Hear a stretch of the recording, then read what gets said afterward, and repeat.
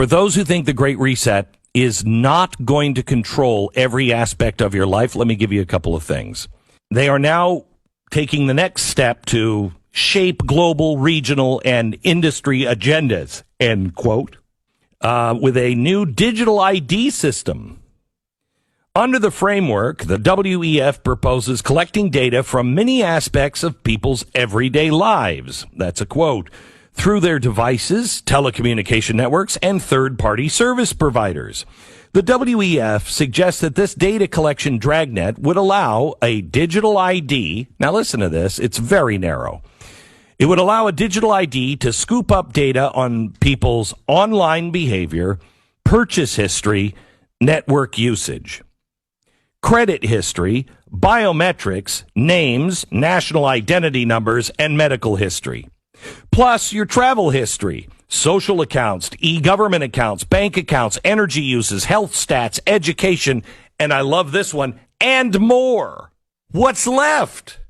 Once the digital ID has access to this huge, highly personal set of data, the WEF proposes using it to decide whether users are allowed to, quote, own and use devices, quote, open bank accounts, quote, carry out online financial transactions, quote, conduct business transaction, quote, access insurance and treatment, book trips, still quoting, go through border control between countries or regions, still quoting, access third-party services that rely on social media logins, file taxes, vote, collect benefits, end quote. So, you know that passport that they gave you? It was so crazy to think that maybe that COVID passport might grow into something, exactly like this.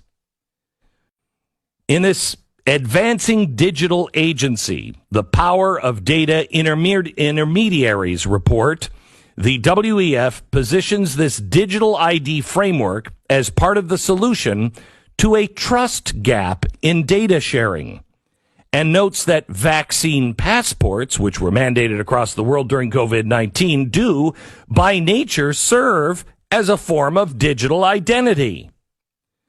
The WEF also praises the way vaccine passports have allowed governments to harvest data from their populations, I'm quoting, without notice or consent. Oh, I love that when our government does that, don't you? Quoting, at a collective level, vaccine data is incredible public health asset. Additionally, the WEF provides a specific example of how digital IDs could be used to authenticate a user by using fingerprints, a password, or identity verification technology, and decide whether they should be granted, I'm quoting, access to a bank loan by judging their profile, which may include biometrics, name, national identity number, and history, which may include credit, medical, and online purchasing history.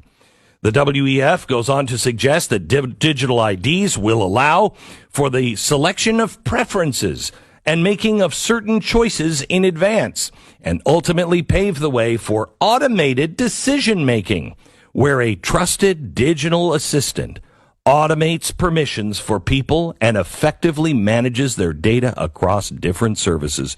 They're also talking about turning your heartbeat into a digital ID.